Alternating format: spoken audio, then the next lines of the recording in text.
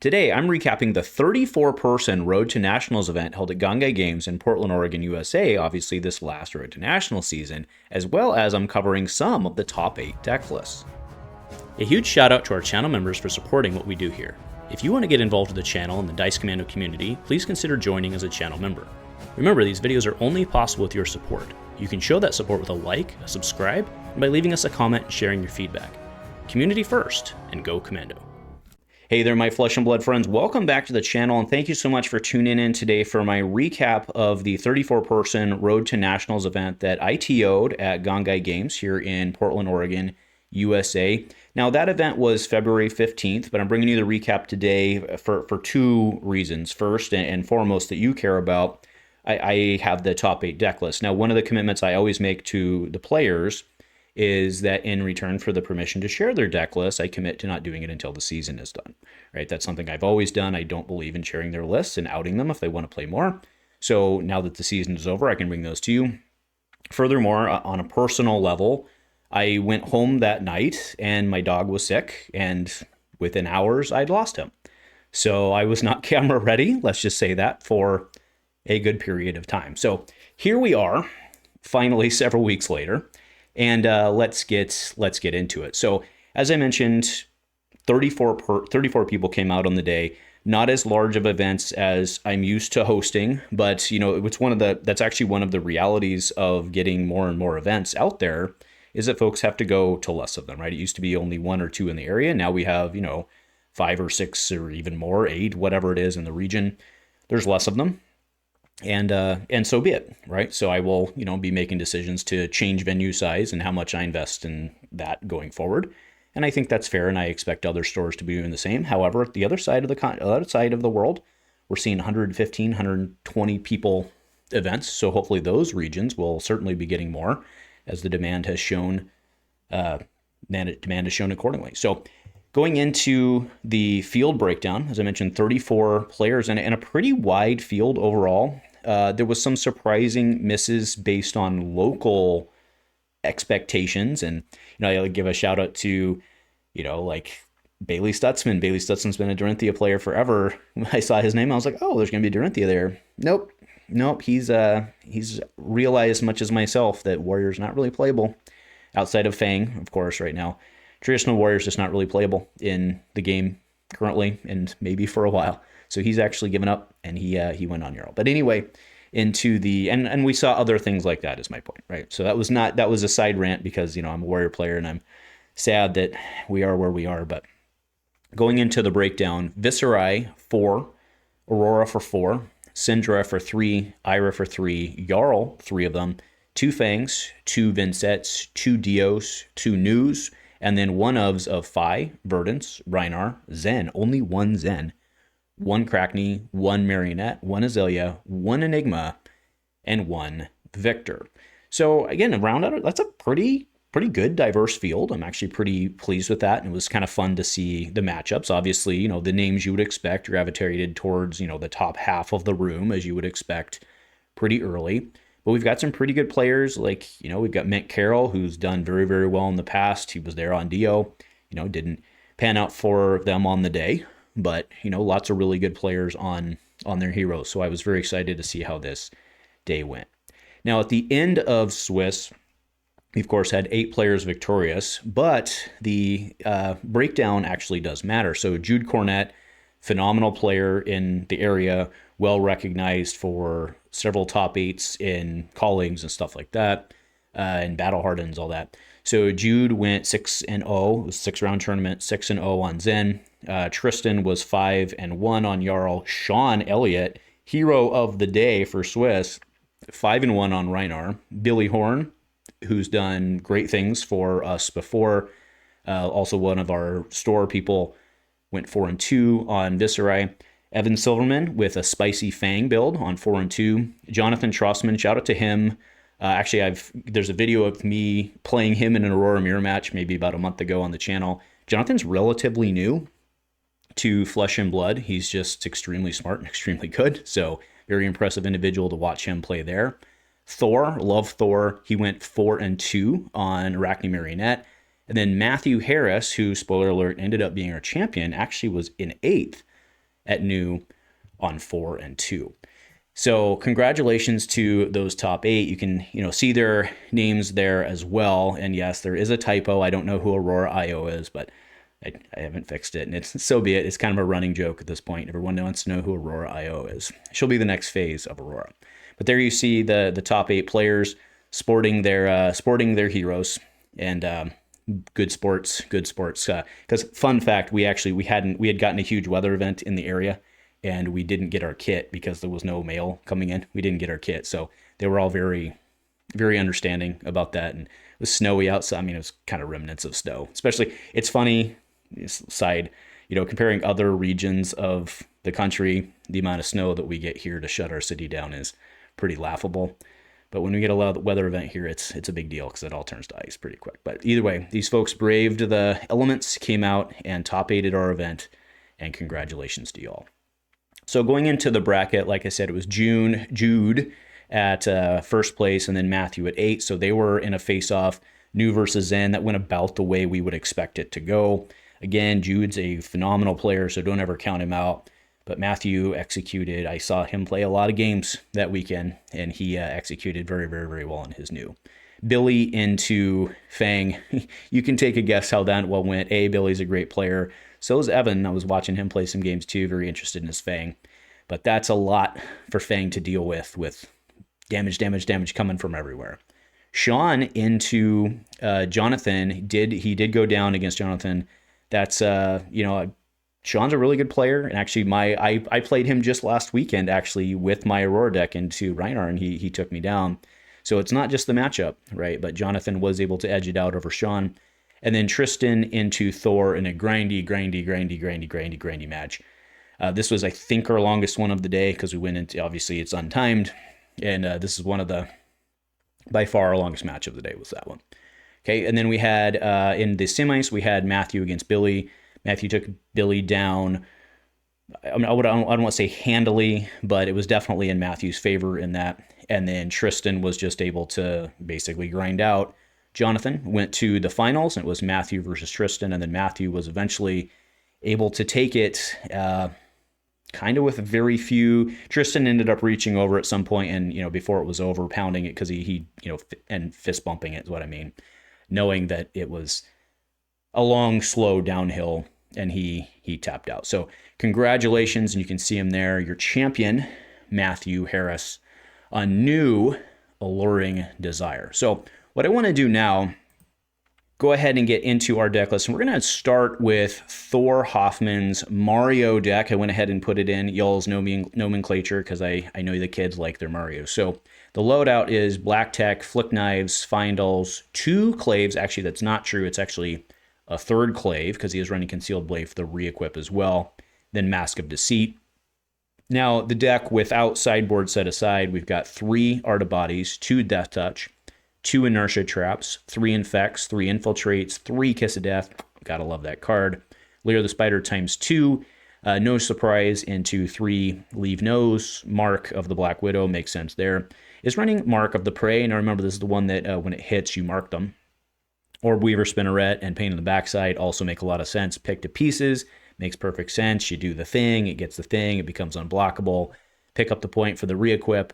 Razor's Edge, 2 Shelters, and then 3 Sinks. My guess is the 2 Shelters are probably because as early as this was at a $75 card, my guess is that he only had 2 of these.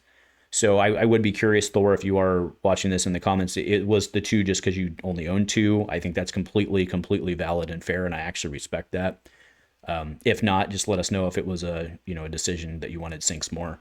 Because sometimes you do, if you don't have stealth or whatever, you need a cycle. Sigil of Solace times 3, Tarantula Toxin times 3. And then we go into the yellows, 3 Blood Rots, and then 3 Frailties, 3 Mantles, all of those. The latter 2 make sense. Blood Rot, I think, is kind of spicy, especially in a, Syndra Fang aggro meta that we knew we were going into, especially back in mid-February. 2 Bonds. I actually really like this call because I've, with all the Assassin play I've done, sometimes Bonds feels like a trap a little bit. So I kind of respect the two Bonds play. 3 Concealed Blades and then 3 Prognosis. And then you see, of course, the Clave and then the AB3, of course, with Spell Void as well. So Again, shout out to the top 8 finish by Thor. Always a nice dude. Enjoy talking to him. And then thank you, Thor, for sharing with us. The next deck we're going to look at, so I do want to actually, before we go into the next one, I do need to do a disclaimer. We're only looking at 6 decks tonight. Billy's Viserai, since Viserai is LL'd, we're not going to be looking at Billy's Viserai deck. And then I didn't have permission for the other deck. So we will not be looking at that one. Now going into Jude's deck, and again, thank you, Jude, for sharing your permission with us for this. Also, I do want to reference his channel. He is the Judester, and he's covered this deck or versions of this deck several times over there, and you should go check him out. Now, he's on Pouncing Paws, Tiger Stripe, he's on the Kakara, he's on Traverse, and then, of course, 12 Petal. 12 Petal did some work, okay? At least from the games I saw. So, but remember, I'm just peering over shoulders, so be it. Aspect of Tiger Body, 1 Breed Anger, that's interesting. Chase the Tail ×3, no surprise. CNC, E-Strike, Flick Flack, 3 red, 2 blue. Growl ×3. 100 Winds red, there is no 100 Winds blue in here. And then I do want to point out, just for the finisher, there's only 1 Winds of Eternity. So this is just straight value. Also, it's got combo with Flick Flack, so fair enough. Mauling She, 3 red and 3 blue. Pouncing She, Sink Below, Tiger Swipe, Wax On, phenomenal in this meta right now. That's not a secret. Tiger Eye Reflex ×2. I'm not going to call it all the single Transcend cards. We have 3 Harmonies, 1 copy of Biting Breeze. So actually, I did want to take a second to look at the blues that he's running specifically for like the tech blues to like get the chain starter in a way. And what I mean by that is having a blue out so that you can do the Transcend.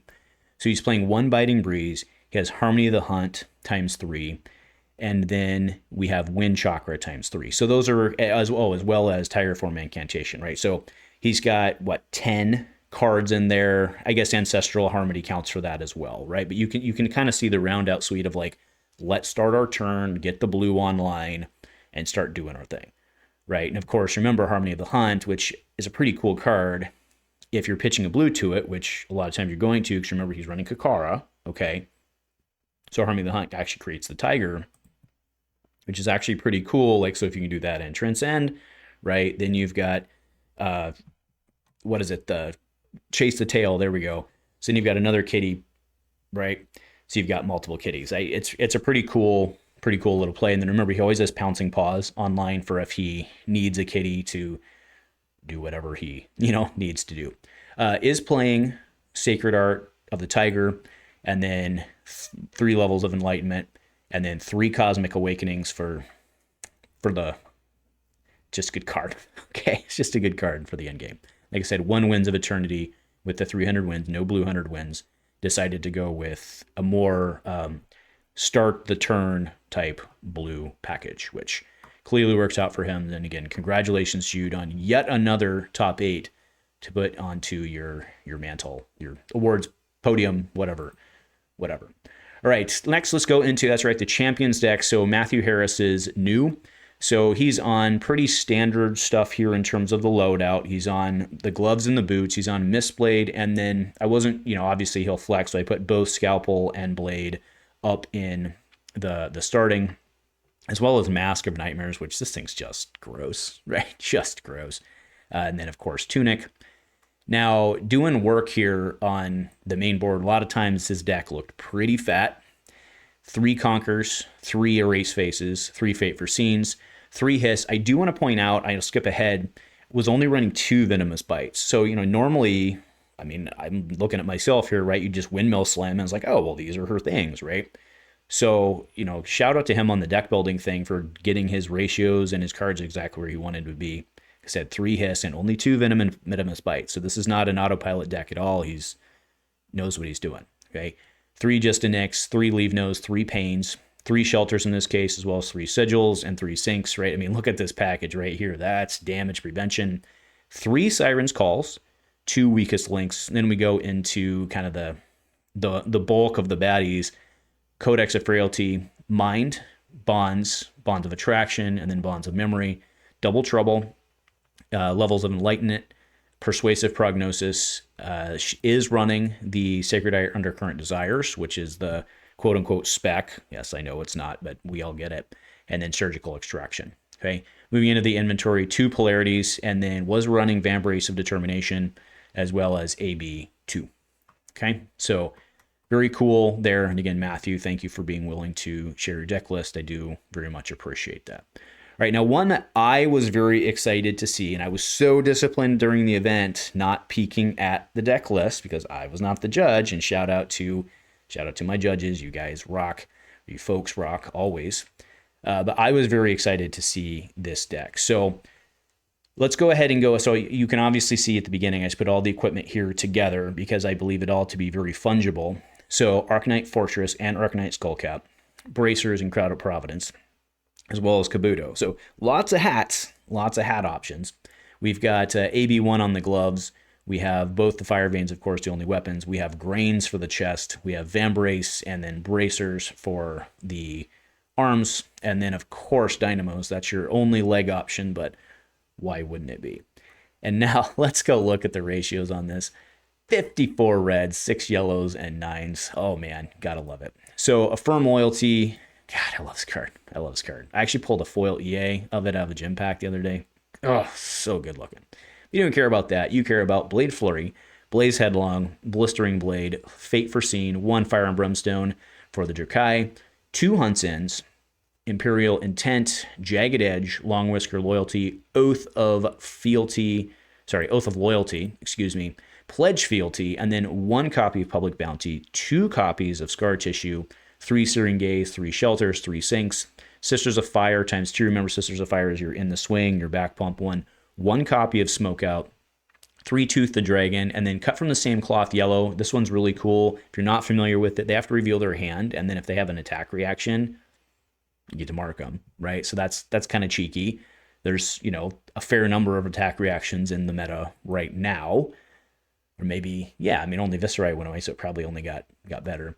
And then the other yellow is Sworn Vengeance, and then to round out the blues, Glint, Provoke, and Relentless. Okay, so this was really neat watching this go on the day. What I really think is cool about this deck and I like a lot of decks you see out there are running 3 Hunt's End, and I think it's hard to do. So I really think it's a cool idea that Evan chose to run only 2 of them. The Public Bounty is kind of neat because I think something you wouldn't necessarily expect in a 1-of, which is very interesting, especially a lot of times your 1-ofs will be block 3. So I think this one's kind of cool. And then looking at Scar Tissue, also for just marks, right? So leaning very heavily into the wanting to be able to swing free and wanting to do your thing. Okay, so Evan, again, thank you for sharing that deck with us. Now, next, let's go ahead and look at Jonathan Trossman's Aurora. So I will do my best not hang up on this too much because I do love me an Aurora. So pretty standard loadout here is running Snappies and Crown of Providence. If we go down to what I believe to have been I took my best guess, Jonathan, on what I believed your inventory would be overall. I did believe that you would, when I was watching you play, you had Tunic most of the time. So I am pretty sure that was right versus having Dyadic, but I'm positive there are cases where you do that outside of just the AB. Okay. But we had Providence, Tunic, Grasp, and then on Scalers, not on the Gold Crown. Okay, not on the Gold Crown. And then going into the deck, I want to point out how many 3-ofs there are in this deck. And I also want to point out kind of the point I made, the point on Thor earlier. 1 Shelter and 2 Sinks. My guess would be, and Jonathan, if you are watching this, let us know in the comments below. My guess would be that only had 1.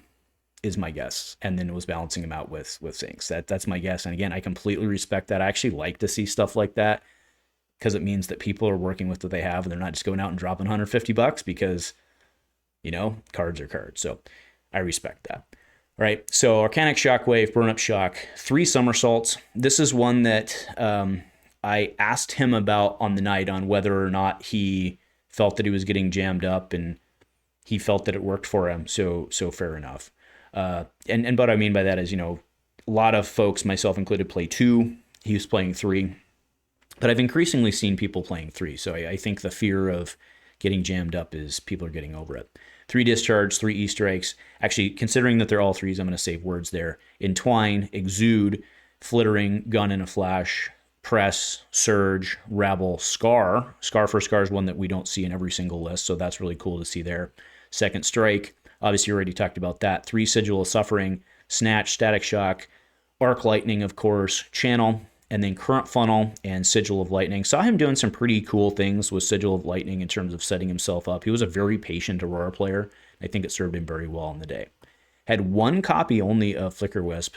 And then Vaporite Shock is in there, right, for destroying auras, which is kind of neat in a Viscerai heavy meta. I'm assuming that's the play there. I think that's pretty cool. And then 3 copies, he's not messing around on CYB. 3 copies of Poison the Well, and then Lightning Greaves. So awesome, Jonathan. It was great to play you a couple weeks ago, and pretty awesome. I'm pretty impressed with how well you're doing with how relatively little time you've spent within the game. Now, last, let's get to, that's right, the hero of the day, Sean Elliott, Little Sean on Rhinar. So Apex Bonebreaker, 2 Claws, Sash, Leathers, and Scowling Fleshbag. Want to see what's not in this list? He's not running Beaten Trackers. He's straight up on Scabbies. And then the deck is just Smash Face Rhinar. I love it. So 3 Rampages, 2 Amnesias, 3 Bear Fangs, 3 red Barraging Beatdowns. No other Barraging Beatdowns, just the red. 3 CNCs, 2 Erase Face, 3 red Pulping, 2 Savage Beatdown, right? That's the YOLO one, basically, where you just do the thing and do the thing and do the thing, and then you swing for a bunch. I love it. Savage Feast, 3 Skull Cracks, 3 Splatter Skulls, 3 Swing Bigs, Wild Ride. Going into the yellows, it's Agile Windup, Beast Within, Blood Rush Bellow, Shocker, Mighty Windup, and then Send Packing. And then, so you got to remember, right? Needs the 6s. So he's on the yellows, of course, of Agile. You get so used to in the Kayo version being able to run blues of Agile and Mighty. No. You got to play ball and run the yellows with Rhinar.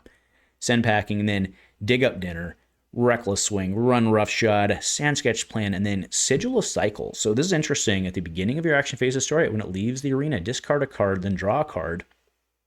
That's kind of spicy, right? Because you get to choose the card you discard. There are a lot of cards like, when this is discarded, do this. Plus you get to Intimidate. Nice play. I like it. Nicely done. Smashback Alehorn, and then Wrecker Romp. And then what I assume to be the inventory, because I mean really, Null Rune Gloves and the Skullhorn. So those are the 6 decks we have today. Obviously the links are below, and the vast majority of you, the data will tell me you all left 25 minutes ago, but that's okay. It was necessary, and I wanted to make sure that we go through the decks, have some fun, and give some shout outs to the folks who pilot them really well. So as we get out of here, one more time, I want to go ahead and throw up the top 8 folks, the folks whose decks you just got shared with you. So leave a comment below, thank them for that, congratulate them for a great time. And then on top of that, let's see where we go from here with the next big thing in London on the horizon. It's not quite the next big thing, but it's the next big thing. So let's see where we go from here. Anyway, folks, thanks for joining me today. And you know what? Go Commando.